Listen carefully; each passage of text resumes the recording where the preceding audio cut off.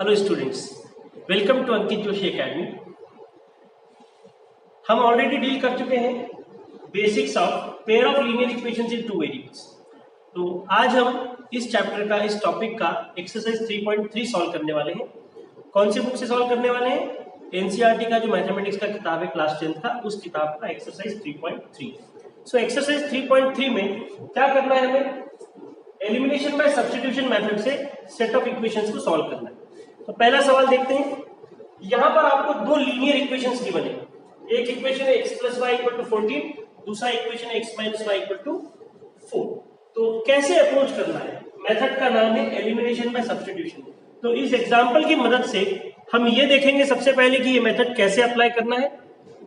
देखिए, सबसे पहले तो हम इन इक्वेशंस को नंबरिंग कर लेते हैं।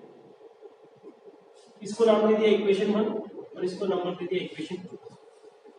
इनमें से किसी भी एक इक्वेशन से हम ले लेते हैं पहला इक्वेशन।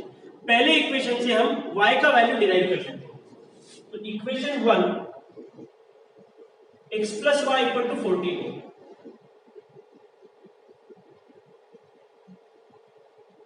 तो यहां से y का वैल्यू क्या होगा?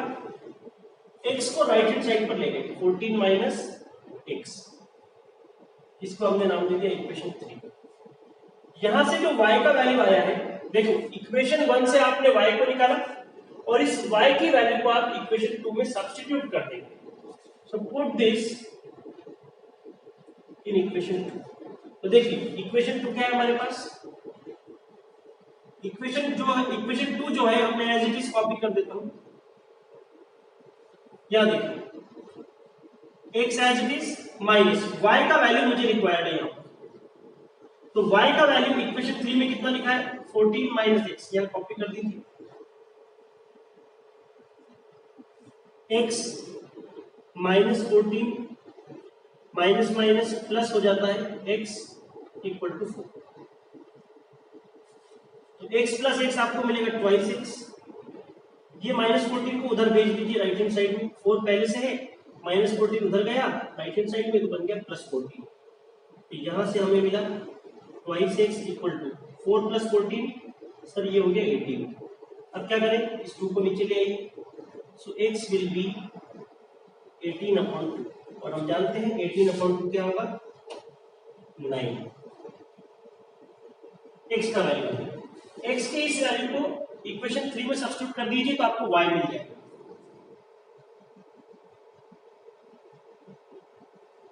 तो अब मुझे इक्वेशन 3 है मेरे पास y = 14 - x। y = 14 और x का वैल्यू कितना है हमारे पास? 9। रख दीजिए यहाँ पर 14 - 9। तो y आ गया 5। देखो x का वैल्यू 9, y का वैल्यू 5। ये हो गया required solution. Is the required solution of the given pair of linear equations. आइए देखते हैं सेकंड एग्जांपल। सेकंड एग्जांपल है s - t = 3 and s/3 + t/2 = 6। तो यहां पर ये पहले इक्वेशन को तो मैंने मार्क कर दिया इक्वेशन नंबर 1, लेकिन इक्वेशन 2 को मैं थोड़ा सा सिंपलीफाई कर लेता हूं। देखिए इस इक्वेशन में मैं क्या कर रहा हूं? एलसीएम ले लेता हूं। सो 3 और 2 का एलसीएम 6 आएगा। 2s एलसीएम लेना आता होगा आपको, प्लस 3t और राइट हैंड साइड पर है 6। सो 2s प्लस 3t, 6 × 6 ये हो जाएगा 36। इसको हम मार्क कर देते हैं इक्वेशन 2। तो इसके पहले वाले सवाल में ऑलरेडी इक्वेशन 1 और 2 सिंपलीफाइड फॉर्म में था। यहाँ पे थोड़ा सा चेंज था। जो दूसरा इक्वेशन था वो सिंपलीफाइड नहीं था, तो उसको हमने एलसीएम लेकर सिंपलीफाई किया था। ठीक है, तो अब हम इक्वेशन 1 से कोई एक वेरिएबल का वैल्यू निकाल लेंगे। इक्वेशन 1 क्या है मेरा? देखो बेटा, s - t का वैल्यू है 3। तो हम यहां से t का वैल्यू निकाल लेंगे। तो s3 को इधर लाइए और t को उधर भेज दीजिए राइट हैंड साइड। तो ये -t उधर जाकर हो जाएगा +2। तो t का वैल्यू कितना हो गया? t का वैल्यू है s - 3। t का वैल्यू s - 3 देखिए ये जो टी का वैल्यू आया है इसको नाम दे दिया इक्वेशन नंबर 3 और इस रिलेशन को रख देंगे इक्वेशन नंबर 2 में। इक्वेशन 1 से जो टी का वैल्यू आया है उसको इक्वेशन 2 में सब्स्टिट्यूट करना है, यहां पर सब्स्टिट्यूट करना है। इक्वेशन 2 आपके सामने है, twice s plus 3t equal to 36 ऐसा है। यहां पर t का वैल्यू सब्स्टिट्यूट करना है। t का वैल्यू हमारे पास है s माइनस 3। सिंप्लीफाई कर लेते हैं तो ये एक ही वेरिएबल में आपको इक्वेशन नजर आएगा, सिंगल वेरिएबल दिख रहा है आपको यहाँ पर s, तो 2s plus 3s, 3 into 3 9 side होगा minus equal to 36। 2s plus 3s मिलकर हो गया 5s, ये माइनस 9 को उधर भेज दिया, राइट हैंड साइड में शिफ्ट कर दिया, 36 प्लस 9 तो हमें मिला 5s इक्वल टू कितना हुआ भैया 36 प्लस s 45। s का वैल्यू 45/5 यानी कि s आने वाला है 9। देखिए s इक्वल टू 9 आ गया। इस s इक्वल टू 9 को इक्वेशन 3 में सब्स्टिट्यूट कीजिए। इक्वेशन 3 में इसको रखना है इक्वेशन 3 में। इक्वेशन 3 में t का वैल्यू है s माइनस 3, तो t का वैल्यू 9 माइनस 3 ये हो जाएगा 6। तो हमारे पास फाइनल आंसर क्या हो गया, s का वैल्यू 9 और t का value 6। This is the required solution, is the required solution. किसका रिक्वायर्ड सॉल्यूशन है ये, for the given pair of linear equations in two variables. हमारे पास दो लीनियर इक्वेशंस है, a1x plus b1y plus c1 equal to 0 और दूसरा equation है a2x plus b2y plus c2 equal to 0। ये दो इक्वेशंस हमारे पास हैं। अब इनमें से अगर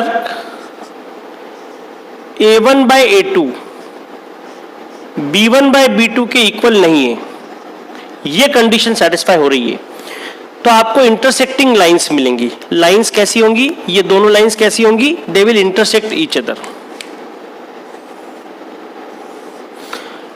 सपोज कर लेते हैं कि ये है लाइन ए बी का इक्वेशन और ये है लाइन सी डी का equation. So A B and C D they represent what, intersecting lines.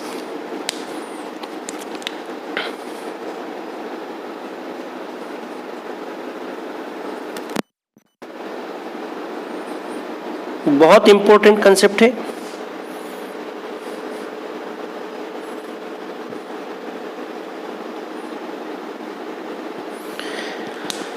Second case क्या हो सकता है,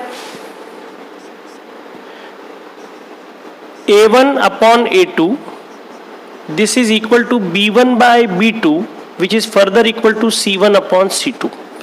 अगर ये कंडीशन सेटिस्फाई होती है तो जो दो लाइंस हैं वो कोइंसिडेंट है, यानी कि एक के ऊपर एक हैं, ए बी और उसी के ऊपर है लाइन सी डी। सो कोइंसिडेंट लाइंस के लिए ये मैथमेटिकल कंडीशन है।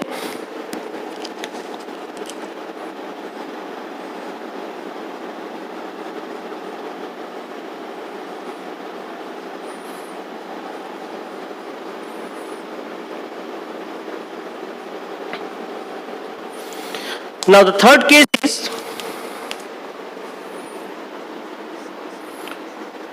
a1 upon a2 equal to b1 upon b2 which is not equal to c1 by c2। तो ये रिप्रेजेंट करता है पैरेलल लाइंस को। ये है लाइन ए बी और इसके पैरेलल है line C D. So parallel lines are represented by this mathematical condition.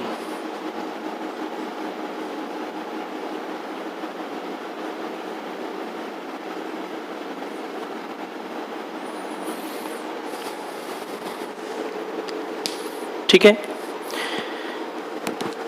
जब भी आपको दो लाइंस के इक्वेशन गिवन है, pair of linear equations given है, तो सबसे पहले आप क्या करेंगे, सबसे पहले आप एक्स वाई टर्म के कोएफिशिएंट्स और ये कांस्टेंट टर्म को ध्यान से देखेंगे, कलेक्ट कर लेंगे। फिर आप ये रेशियोज चेक करेंगे, a1/a2 रेशियो फाइंड करेंगे, b1/b2 का रेशियो फाइंड करेंगे और c1 और c2 का रेशियो फाइंड करेंगे। अगर a1/a2 not equal to b1/b2 है तो आप कह पाएंगे कि लाइंस आर इंटरसेक्टिंग। अगर a1/a2 equal to b1/b2 equal to c1/c2 है, then it represents coincident lines, एक के ऊपर एक लाइंस मिलेंगी। थर्ड केस, अगर a1/a2 b1/b2 के बराबर है but this is not equal to c1/c2, then we have to say that this represents parallel lines. ठीक है, अब इसका और एक महत्वपूर्ण पहलू देखते हैं। इंटरसेक्टिंग लाइंस मतलब इनके इंटरसेक्शन पर, ये दोनों लाइंस इंटरसेक्ट हो रही हैं और इनके इंटरसेक्शन पर एक पॉइंट मिल रहा है। ये पॉइंट यानी कि एक x की वैल्यू होगी और एक y की वैल्यू होगी, तो x और y की जो वैल्यू होगी जॉइंटली वो होगा इसका सॉल्यूशन। तो कितने पॉइंट मिल रहे हैं आपको यहाँ पर, एक पॉइंट, यानी कि इसका एक सॉल्यूशन होगा, यूनिक सॉल्यूशन होगा। कैसा सॉल्यूशन होगा, यूनिक सॉल्यूशन होगा। So intersecting lines represents which type of solution, unique solution. अब देखो बेटा, अगर ये कंडीशन सेटिस्फाई हुई तो AB और CD कोइंसिडेंट लाइंस हुई। हम कह सकते हैं कि AB पर जितने पॉइंट्स हैं वो सारे पॉइंट्स CD पर हैं। अरे भाई, AB के ऊपर है लाइन CD, तो हम कह सकते हैं कि AB और CD में कॉमन पॉइंट्स कितने हैं, इनफाइनाइट पॉइंट्स है। जैसे कि यहां पर एक पॉइंट कॉमन था दोनों लाइंस में, यहां पर कितने पॉइंट्स कॉमन है, इनफाइनाइट पॉइंट्स कॉमन है। तो कोइंसिडेंट लाइंस के सॉल्यूशंस किस प्रकार के होंगे, दे रिप्रेजेंट्स इनफाइनाइट सॉल्यूशंस।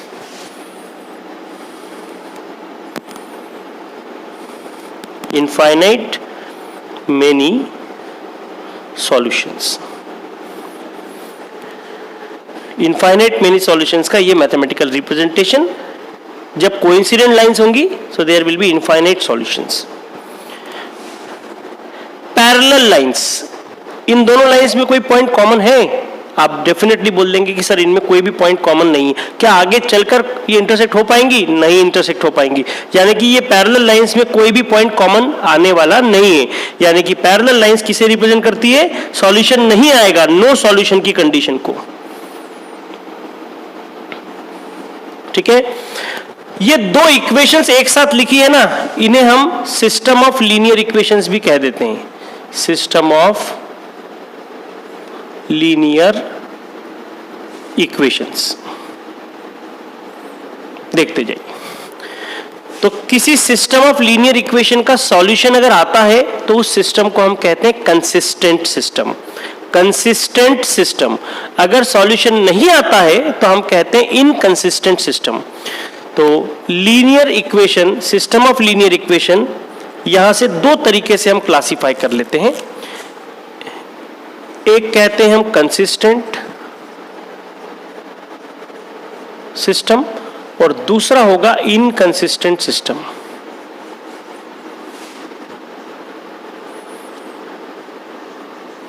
अब ध्यान देना, कंसिस्टेंट का मतलब है सॉल्यूशन एग्जिस्ट। तो यूनिक सॉल्यूशन के केस में भी सॉल्यूशन एग्जिस्ट करता है, इनफाइनाइट सॉल्यूशन के केस में भी सॉल्यूशन एग्जिस्ट करता है। तो हम कह सकते हैं कि कंसिस्टेंट जब सिस्टम होगा, सिस्टम जब कंसिस्टेंट होगा तो सॉल्यूशन क्या क्या हो सकते हैं, there can be unique solution, there can be infinite many solutions. लेकिन जब सिस्टम इनकंसिस्टेंट होगा, यानी कि ये कौन से केस को रिप्रेजेंट करता है, नो सॉल्यूशन के केस को। तो ये जो पहले दो केसेस हैं, इंटरसेक्टिंग लाइंस और कोइंसिडेंट लाइंस, यूनिक सॉल्यूशन और इनफाइनाइट सॉल्यूशंस, ये कब होंगे, जब हमारा सिस्टम कंसिस्टेंट होगा। वाइस वर्सा, अगर सिस्टम कंसिस्टेंट है तो या तो उसका सॉल्यूशन यूनिक होगा या फिर इनफाइनाइट सॉल्यूशन का केस होगा। यूनिक सॉल्यूशन होने के लिए जरूरी शर्त a1/a2 not equal to b1/b2। Infinite solution होने के लिए, यानी कि कोइंसिडेंट लाइंस होने के लिए जरूरी कंडीशन क्या है, a1/a2 should be equal to b1/b2 should be equal to c1/c2। इनके अलावा सिस्टम का सॉल्यूशन अगर नहीं आता है, सॉल्यूशन एग्जिस्ट नहीं करता है, तो ऐसे सिस्टम को हम कहेंगे इनकंसिस्टेंट सिस्टम। इनकंसिस्टेंट सिस्टम कब, जब पैरेलल लाइंस होगी। पैरेलल लाइंस होगी तो नो सॉल्यूशन का केस होगा। नो सॉल्यूशन यानी कि सिस्टम कंसिस्टेंट नहीं है, इनकंसिस्टेंट सिस्टम है। Thank you. Now see the third example. 3x minus y equal to 3.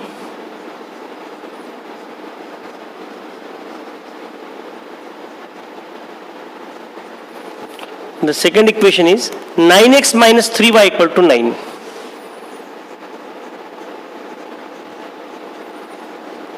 देखो बेटा, यहां पर ये दो इक्वेशंस आपको गिवन है, इसे हम कह देंगे सिस्टम ऑफ लीनियर इक्वेशन. एक इक्वेशन और ये दो इक्वेशन, दोनों एक साथ लिखे हुए हैं. They jointly represents a system of linear equation. अब वो सिस्टम का सॉल्यूशन कैसा आने वाला है वो हम पहले चेक कर लेते हैं. देखो, सबसे पहले हम क्या करते हैं, a1 a2 b1 b2 और c1 c2 कैलकुलेट कर लेते हैं.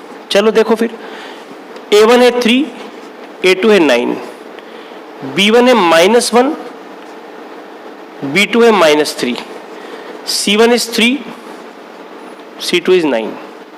अच्छा, ये राइट हैंड साइड में आपने लिख दिए, क्या फर्क पड़ता है, इधर लाकर लिख लीजिए, लेफ्ट हैंड साइड में शिफ्ट करके लिख लीजिए. तो 3 को लेफ्ट हैंड साइड में लाएंगे तो ये हो जाएगा -3 और 9 को इधर लाएंगे तो ये हो जाएगा -9. अब देखो बेटा, इनका रेशियो चेक करते हैं.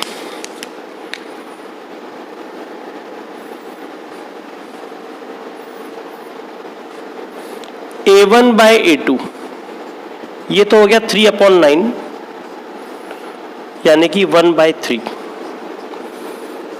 b1 अपॉन b2 करो कैलकुलेट, -1/-3 तो ये माइनस माइनस कैंसिल हो जाएगा और आपको फिर से मिल जाएगा 1/3. और तीसरा है c1 upon c2 -9, so this will be again 1/3. देखते जाइए. So we can say that a1 by a2 equal to b1 by b2 equal to c1 by c2 और ये तीनों किसके बराबर है, 1/3 के बराबर है. So here what we are getting, a1 by a2 equal to b1 by b2 equal to c1 by c2 equal to 1/3. तो जब ये तीनों रेशियोज इक्वल होते हैं तो सॉल्यूशन कौन से टाइप का होता है, सॉल्यूशन होता है infinite many solutions.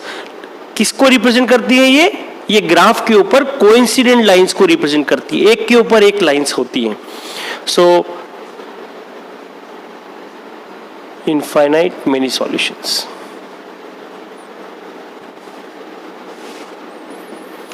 Infinite many solution का केस यानी कि कोइंसिडेंट लाइंस. इनफाइनाइट सॉल्यूशन है, सॉल्यूशन आ तो रहे, इसलिए इसको हम कहेंगे कंसिस्टेंट सिस्टम. क्या कहेंगे इसे हम, consistent system. System is consistent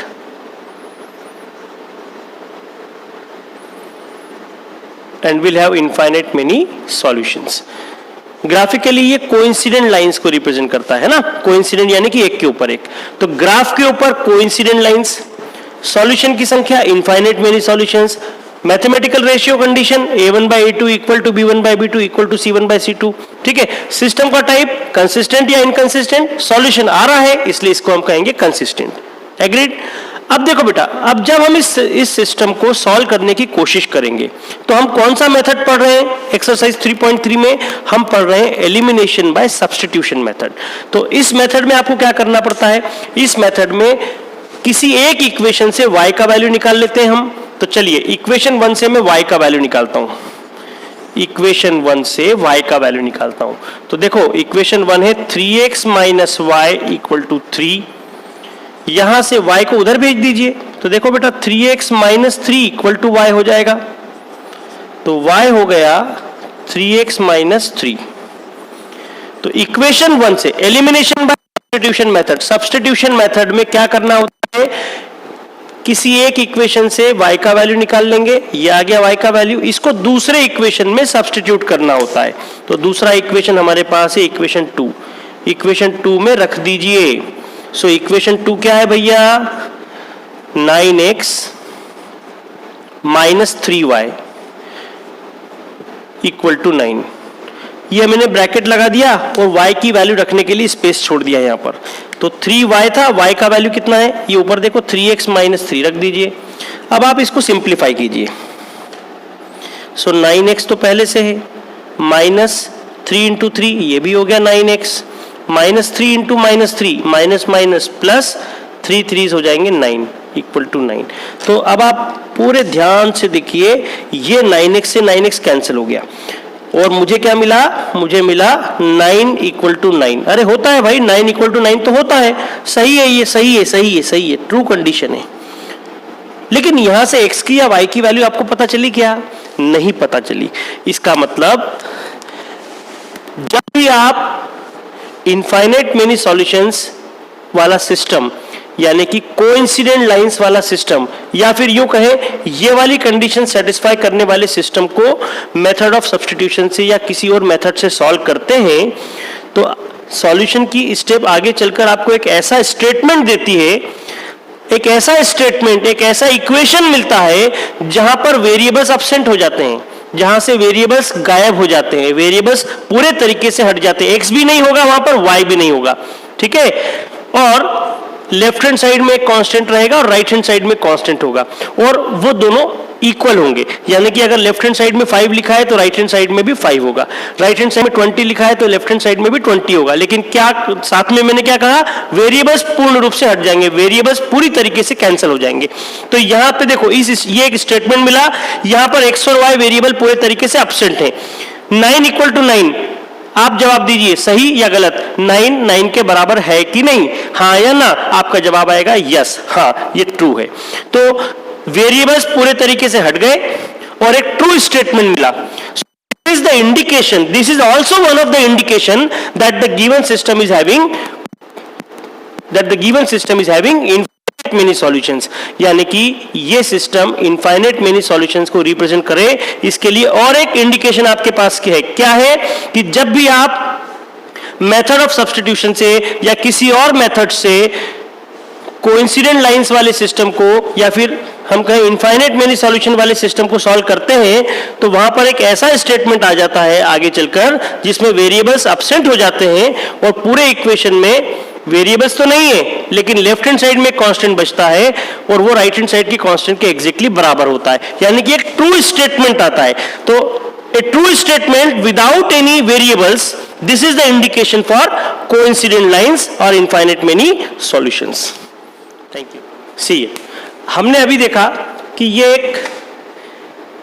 एक ऐसा सिस्टम है जिसकी इनफाइनाइट मेनी सॉल्यूशंस हैं। तो हम इसको जब मेथड ऑफ सब्स्टिट्यूशन से सॉल्व कर रहे थे तो हमने ये पाया कि आपको एक स्टेटमेंट मिलता है, उस स्टेटमेंट में वेरिएबल्स एब्सेंट हो जाते हैं, वेरिएबल्स हट जाते हैं, दोनों वेरिएबल्स एक्स और वाई एलिमिनेट हो जाते हैं और एक ट्रू स्टेटमेंट मिलता है। अब देखिए, हमने वहां से ये कंफर्म कर लिया कि इसके सॉल्यूशंस इनफाइनाइट हैं। लेकिन अगर आपको इनफाइनाइट सॉल्यूशंस कैसे होते हैं, कैसे अप्रोच करना होता है, इनफाइनाइट सॉल्यूशन के केस में सॉल्यूशन कैसे निकालते हैं, ये सीखना है, तो थोड़ा सा हम आगे बढ़ते हैं। देखिए, हमें ये तो पता चल गया कि इसके इनफाइनाइट सॉल्यूशंस हैं। अब वो सॉल्यूशन कैसे निकाले जाएंगे, कैसे कैलकुलेट किए जाएंगे, उसको देखते हैं। देखो बेटा, ये दो इक्वेशन आपके पास थे, इनमें से कोई एक इक्वेशन आप लिख लीजिए, कोई भी एक इक्वेशन। मैं इक्वेशन 1 लिख लेता हूं।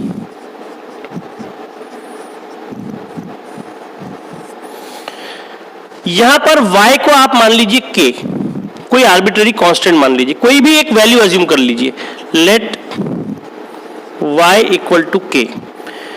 तो यहां से क्या मिलेगा आपको, 3x minus k equal to 3।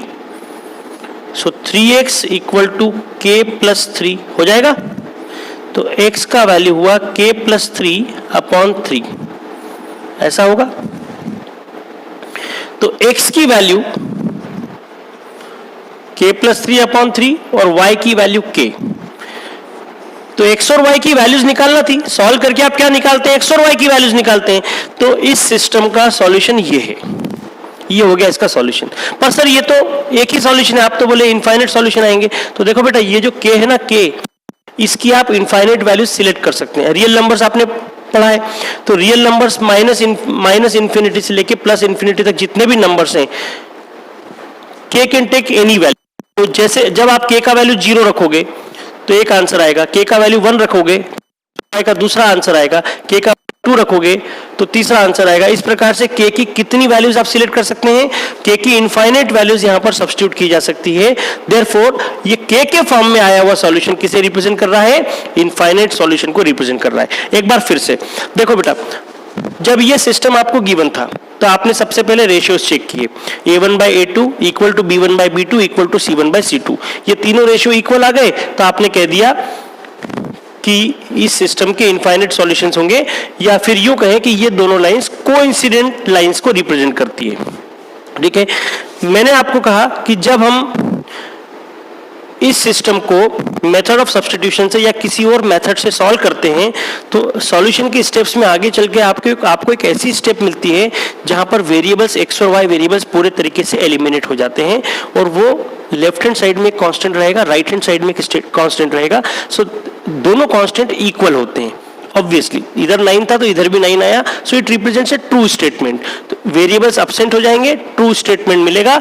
This is also an indication that the given system is having infinite many solutions or the given system is representing coincident lines. Now the next question arises in our mind then that how this infinite solutions will look like. Infinite solutions कैसे दिखेंगे, कैसे होंगे और इन्हें कैसे find करेंगे, how to find infinite solutions. So what we can do, ये जो अब पहले हम confirm तो कर ही चुके हैं कि इसका infinite solution आ रहा है, ठीक है। तो जब आप ये confirm कर चुके हैं कि इसके infinite solutions हैं तो आप इन दोनों में से कोई एक इक्वेशन को रिकंसिडर कर लीजिए, एक बार फिर से लिख लीजिए।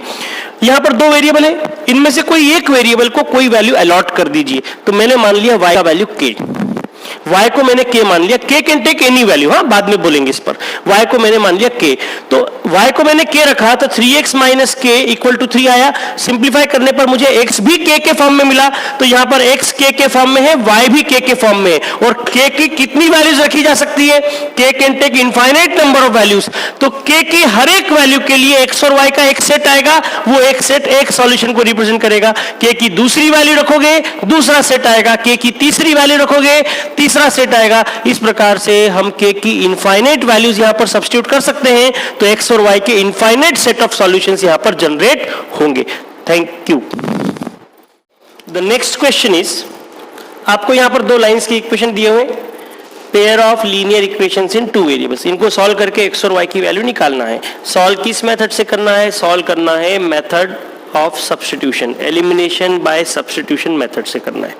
तो बेटा सॉल्व तो कर लोगे आप, लेकिन आसानी से सॉल्व करना ये भी एक आर्ट होता है, एक स्किल होता है, ये डेवलप करना है, ठीक है। तो उसके लिए आपको कीन ऑब्जर्वर बनना पड़ेगा। देखो बेटा यहाँ पर, तो ये जो इक्वेशन है ये डेसिमल्स के फॉर्म में दिख रहा है ना, तो हम क्या करते हैं इस इक्वेशन में, चलो इसको नाम देते हैं equation 1।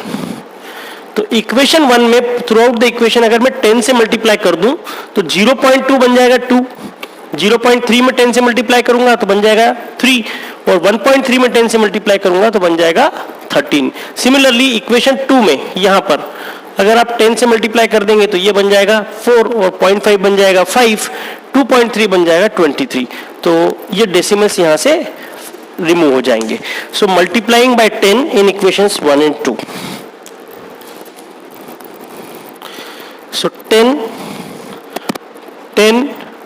multiplied in equation 1, 10 multiplied in equation 2, देखते हैं क्या मिलने वाला है।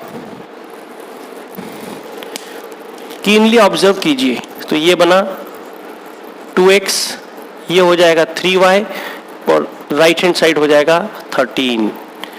इक्वेशन 2 में 10 से मल्टीप्लाई किया तो ये बनेगा 4x plus 5y equal to 23।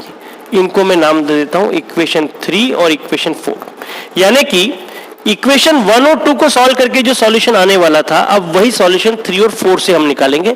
तो आप खुद देखिए, इनको सॉल्व करने में थोड़ा सा हेजिटेशन हो रहा था क्योंकि यहाँ पे डेसिमल्स थे, लेकिन यहाँ पर डेसिमल्स हट गए। तो आप कुछ ना कुछ ऐसा बेसिक मैनिपुलेशन कर दीजिए जिससे कि सवाल आसान बन जाए, और आप कर सकते हो। देखो बेटा, हम क्या कर रहे हैं, इक्वेशन 3 से y का वैल्यू निकाल रहे हैं। So 2x plus 3y equal to 13। So 3y equal to 13 minus 2x। So y will be 13 minus 2x upon 3। ये y का वैल्यू आ गया। इस y के वैल्यू को इक्वेशन नंबर 4 में रख देंगे। Put in equation 4। देखते जाइए अब y का मजा। इक्वेशन 4, ये रहा आपके सामने equation 4, 4x plus 5y equal to 23। So 4x, घूर के देखो यहां पर, ध्यान से देखो, 5y, y का वैल्यू ये बॉक्स में लिखा 13 माइनस 2x बाई 3।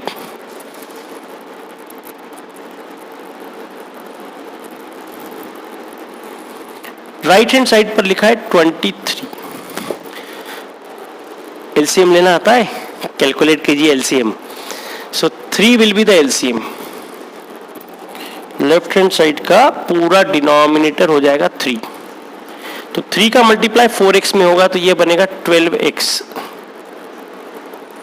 प्लस ये 5 का मल्टीप्लाई अंदर हो जाएगा ब्रैकेट में, 5 into 13, 13 5 65 minus 5 2s are 10 x equal to 23। Further simplify करते हैं। देखो बेटा 12x माइनस 10x, 12x में से 10x माइनस किया तो आपको मिलेगा 2x प्लस 65 इक्वल टू, ये 3 को क्रॉस मल्टीप्लाई इधर कर दीजिए, 23 इंटू 3 हो जाएगा। देखते जाइए, मजा आएगा आपको। अब 23 इंटू 3 होता है 69। 65 को राइट हैंड साइड में शिफ्ट कर दीजिए, पड़ोस में भेज दीजिए, जाओ बेटा उधर। सो 2x will be 4, 4 upon 2, this will be 2। x का वैल्यू आ गया 2। x का वैल्यू यहां पर रख दीजिए, इसको इक्वेशन नंबर 5 नाम दीजिए। यहां से आपको मिल जाएगा y। सो इक्वेशन 5, इसको रखना है 5 में, इक्वेशन 5 में। तो यहां से आया y का वैल्यू 13 माइनस 2x, और x का वैल्यू मैंने रख दिया यहां देखो 2 अपॉन 3। सिंप्लीफाई करना है। सो 13 माइनस 4, ये होने वाला है 9, नीचे है 3। आप जानते हैं ना 9 अपॉन 3, दिस विल बी 3। तो यहां पर आपको यूनिक सॉल्यूशन मिला। देखो क्या मिला, x की वैल्यू 2, y की वैल्यू 3।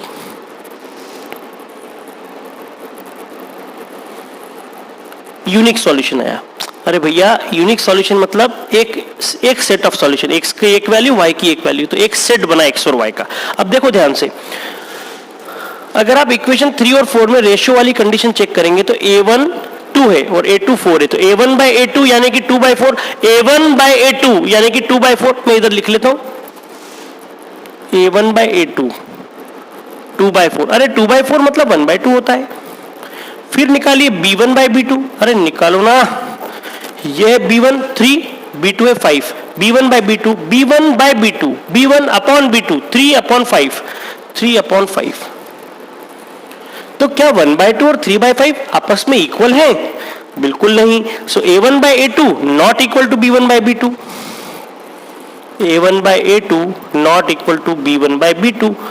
तो सॉल्यूशन कैसा होना चाहिए? Solution will be unique solution. तो ये दो लाइंस किस प्रकार की लाइंस हैं? They are intersecting lines. Intersecting lines हैं a1 by a2 not equal to b1 by b2, ये इंटरसेक्टिंग लाइंस का मैथमेटिकल कंडीशन है। तो सॉल्यूशन का टाइप क्या हुआ? Unique solution. और जब यूनिक सॉल्यूशन आता है यानी कि सॉल्यूशन आ रहा है, तो ये सिस्टम कैसा हुआ? ये सिस्टम हुआ, आवाज ही नहीं आ रही आपकी, तो ये सिस्टम कैसा हुआ? Consistent system. जिस सिस्टम का सॉल्यूशन आता है उसे हम कहते हैं कंसिस्टेंट सिस्टम। ठीक है, thank you. So next question is question number 5। √2x plus √3y equal to 0, √3x minus √8y equal to 0। इसको सॉल्व करना है। सर हंस रहे हैं, सर मुस्कुरा रहे हैं। मेरे मुस्कुराहट के पीछे कोई राज छुपा हुआ है, कंसेप्ट है इसके पीछे। ठीक है, तो पहले मैं इसको आप जैसा हमने सीखा है वैसा सॉल्व कर देता हूँ, फिर इस पर कंसेप्ट पे बात करूंगा मैं। देखो बेटा ध्यान से, तो ये जो √8 है ना, इसको समझ लेते हैं। √8, 8 को लिख सकते हैं आप 2 का क्यूब,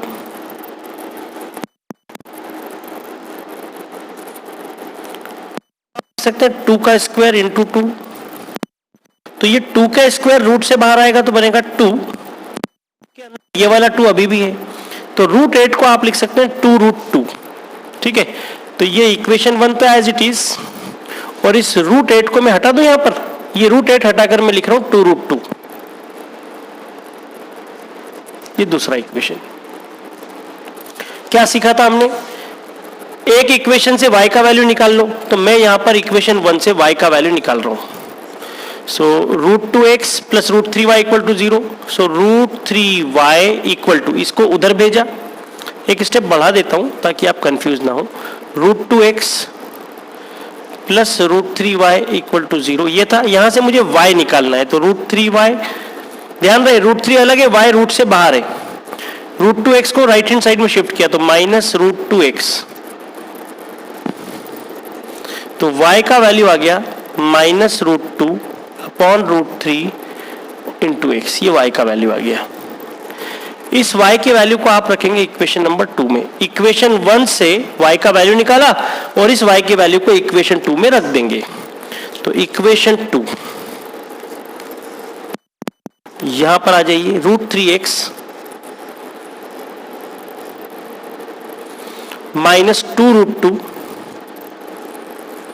y, क्या लिखा है y, और y का वैल्यू कितना है हमारे पास, -√2 अपॉन √3 इंटू x, ये है y का वैल्यू।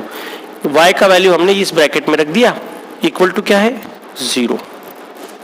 यहां पर ये रहा √3x,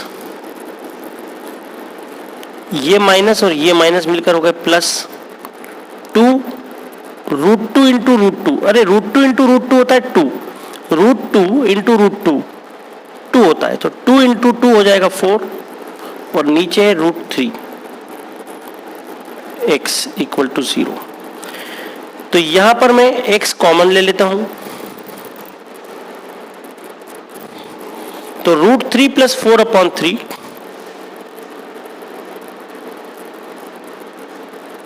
इक्वल टू 0। आप इसको सिंप्लीफाई करो या ना करो, देखो x ये वाला ब्रैकेट 0 में गया तो x कितना आया, 0 आ गया। अरे बेटा ये ब्रैकेट 0 के नीचे आया, डिवाइड हुआ तो x की वैल्यू होगी 0। x की वैल्यू 0, इस वैल्यू को आप रखिए ये वाले इक्वेशन में, इसको नाम दे दीजिए कुछ, इक्वेशन 3। तो इस वैल्यू को आप इक्वेशन 3 में रख दीजिए।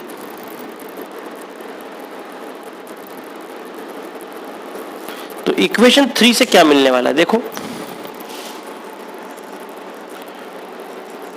y का वैल्यू है -√2/√3 इंटू x और x का वैल्यू है 0। तो जब आप यहां पे x का वैल्यू 0 रखोगे तो y कितना हो जाएगा, 0 हो जाएगा। तो इसका सॉल्यूशन कितना आया, इसका सॉल्यूशन आया 0 0।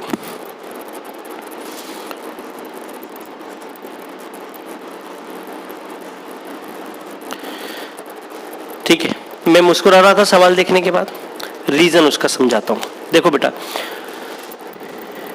ये लीनियर इक्वेशन ऊपर वाला, ये एक लाइन मान लेते हैं AB, ये दूसरा इक्वेशन इसे मान लेते हैं CD। तो आपके पास दो लाइन्स हैं AB और CD। तो इन दोनों लाइन्स की इक्वेशन में प्योर कांस्टेंट टर्म, सिर्फ कांस्टेंट टर्म है क्या, C1 C2 है क्या, यहाँ पर C1 C2 नहीं है, C1 C2 नहीं है, कांस्टेंट टर्म नहीं है। अगर लाइन के इक्वेशन में कांस्टेंट टर्म नहीं है तो वो लाइन ओरिजिन से पास होती है ग्राफ पर, यानी कि जो XY प्लेन हमने ग्राफ बनाया था ना, वो ग्राफ में कहां से पास होगी, ओरिजिन से पास होगी। तो बेटा ये वाली लाइन ये भी ओरिजिन से पास होती है और ये लाइन भी ओरिजिन से पास होती है। तो ये ओरिजिन से पास हो रही, ये ओरिजिन से पास हो रही, तो इनका इंटरसेक्शन कहां पर होगा,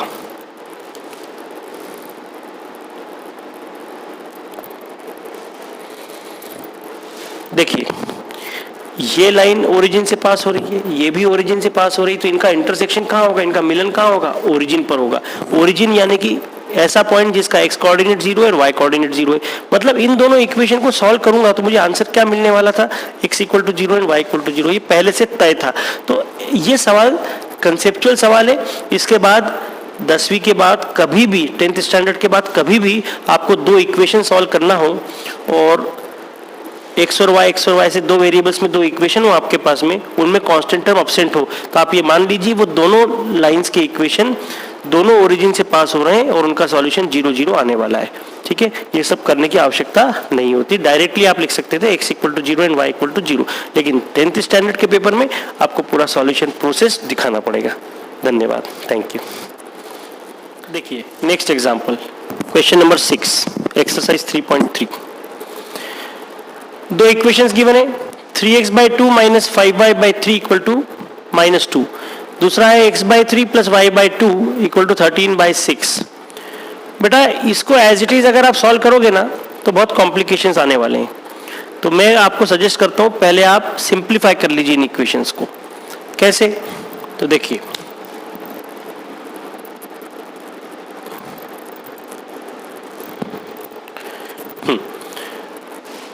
पहले इक्वेशन में 2 और 3 का एलसीएम कितना आएगा? 2 और 3 का एलसीएम होगा 6। 2 और 3 का एलसीएम 6। तो पहले इक्वेशन में 6 से मल्टीप्लाई किया तो क्या मिलेगा? 6 into 3 18x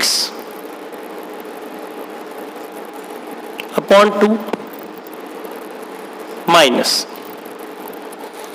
6 5s are 30 y upon 3 equal to 6 into -2, 6 into -2 हो गया -12।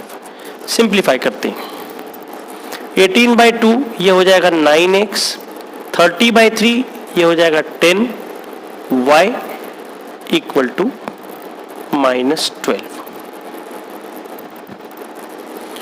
ये आया हमारा इक्वेशन नंबर 3। अब देखिए इक्वेशन 2 में डिनोमिनेटर्स हैं 3 और 2, 3 और 2 का एलसीएम भी आएगा 6। तो इक्वेशन नंबर 2 को भी 6 से मल्टीप्लाई कर दीजिए। तो हर एक टर्म में 6 से मल्टीप्लाई, तो 6x upon 3 plus 6y upon 2 equal to 6 into 13 upon 6 करेंगे तो 6 कैंसिल हो जाएगा। 6 upon 3 2x, 6 upon 2 3y equal to 13। यह आ गया हमारा इक्वेशन नंबर 4। तो जो सॉल्यूशन आप इक्वेशन 1 और 2 को सॉल्व करके निकालने वाले थे, अब आप इक्वेशन 3 और 4 को सॉल्व करके निकालिए। तो अब आप ध्यान से देखिए, इक्वेशन 1 और 2 फ्रैक्शंस के फॉर्म में था, कॉम्प्लिकेशंस ज्यादा थे, ये ज्यादा कठिन होता, ज्यादा टीडियस होता। लेकिन इक्वेशन 3 और 4 को आप सॉल्व करेंगे तो थोड़ा आसानी से आपका क्वेश्चन सॉल्व हो जाएगा। तो इक्वेशन 3 से पहले आप y का वैल्यू डिराइव कीजिए, निकालिए।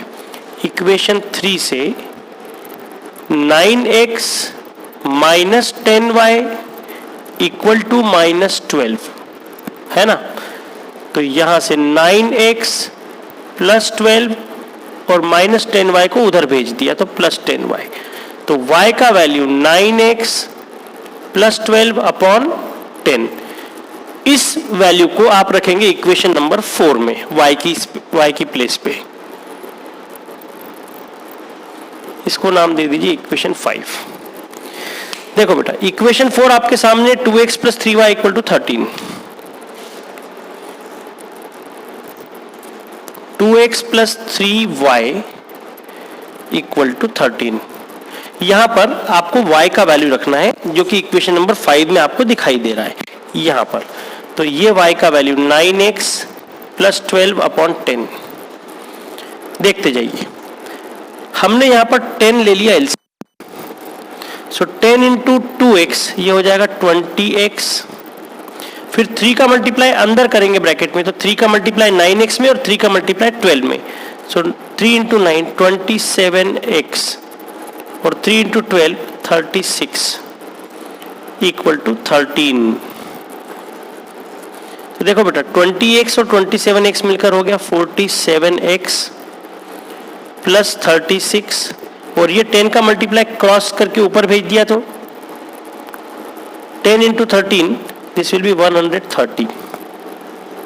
देखते जाइए, so 47x equal to 130 minus 36, so 47x ये कितना होगा 94। सो 47 को नीचे लाएंगे तो x will be 94 upon 47, 94 upon 47 will be 2। तो x का वैल्यू आ गया 2। अब आप इक्वेशन 5 में आ जाइए। इक्वेशन 5 में x का वैल्यू रखिए तो आपको y मिलेगा, तो y will be 9 into x का वैल्यू है 2 प्लस 12 यहां रख रहा हूं मैं upon 10. So 9 2 are 18 plus 12 upon 10. तो 18 और 12 मिलकर तो हो गया 30 upon 10. So y will B 3. तो यहां पर आपको एक यूनिक सॉल्यूशन मिला है, x का वैल्यू 2 और y का वैल्यू 3. ठीक है, आप कंडीशन चेक करना चाहें तो चेक कर सकते हैं, वेरीफाई कर सकते हैं. a1 by a2 should not be equal to b1 by b2. ये कंडीशन वेरीफाई होगी, यानी कि यहां पर आपको यूनिक सॉल्यूशन मिला है. इंटरसेक्टिंग लाइंस रिप्रेजेंट हो रही हैं इन लाइंस के द्वारा. Thank you. Now see question number 2, exercise 3.3. Solve 2x plus 3y equal to 11 and 2x minus 4y equal to minus 24. And hence find the value of m for which y equal to mx plus 3. तो मैं इन equations को लिख लेता हूं. 2x plus 3y equal to 11.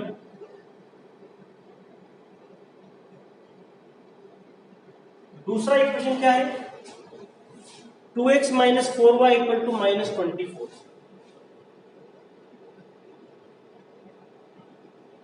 Two x minus 4y equal to minus 24. And hence find the value of m for which y equal to mx plus 3. देखो मैं इस equation को आपको एक्सप्लेन कर देता हूँ. इन दोनों इक्वेशंस को आप सॉल्व करेंगे तो आपका x और y का वैल्यू आएगा. वो x और y का वैल्यू यानी कि सॉल्यूशन, उस सॉल्यूशन को आप यहाँ पर रखिए, y की वैल्यू और x की वैल्यू रखिए तो आपको m मिलेगा. यहाँ से आपको m निकालना है. फिर से बोलता हूँ, इन दोनों इक्वेशंस को सॉल्व करके इनका सॉल्यूशंस यानी कि x और y की वैल्यूज निकालिए. जो x और y की वैल्यूज आएगी उसको यहाँ पर रखिए और m का वैल्यू फाइंड कीजिए. ठीक है, स्टार्ट. इसको नाम दे दिया इक्वेशन 1, इसको नाम दिया इक्वेशन 2. देखिए हम मेथड यूज कर रहे हैं elimination by substitution. Substitution method use कर रहे हैं. तो इक्वेशन 1 से y का वैल्यू मैं निकाल लेता हूं.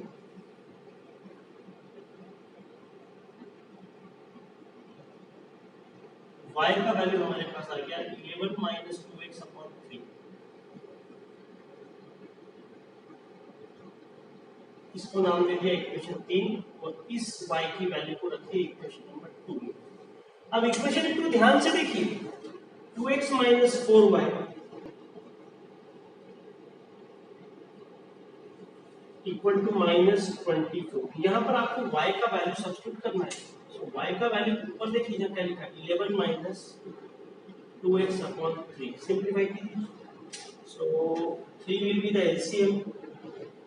ये 3 आ गया LCM. 3 into 2x, 3 into 2x होता है 6x माइनस 4 का मल्टीप्लाई इन दोनों में तो minus 4 into 11 minus 44 minus minus plus 4 2 8 x और राइट हैंड साइड पर है माइनस 24. सो 6x और 8x ये दोनों मिलकर तो हो गए 14x 14x माइनस 44 इक्वल ये 3 को क्रॉस मल्टीप्लाई किया तो minus 24 into 3 this will be minus 72. आगे देखिए. सो 14x माइनस 72 प्लस 44 ये हो गया 14x इक्वल ये कितना आएगा minus 28 minus 72 plus 44 minus 28. So x will be minus 28 upon 14. So finally x will be minus 2. 14 के टेबल में 14 1 जा 14, 14 28 cancel. Sign will be minus. अब x का वैल्यू आ गया. अब आप यहाँ पर इक्वेशन 3 में आ जाइए. इसको रख दीजिए इक्वेशन 3 में. इक्वेशन 3 से y का वैल्यू मिलेगा. y का वैल्यू है 11 minus 2x by 3. 11 minus 2x और x का वैल्यू कितना है रखिए यहाँ. x का वैल्यू है माइनस 2. सिंप्लीफाई कीजिए. 11 ये माइनस और माइनस मल्टीप्लाई में प्लस हो जाएंगे. 2 इंटू 2 होगा 4 upon 3. So 11 plus 4 15 upon 3. So y will B 5. तो इन दोनों इक्वेशन का साइमल्टेनियस सॉल्यूशन क्या आया, x = -2 y = -5,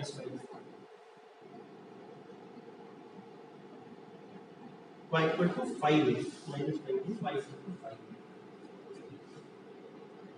क्या सॉल्यूशन आया, x = -2 एंड y = 5। अब आपको इक्वेशन क्या दिया, y = mx + 3,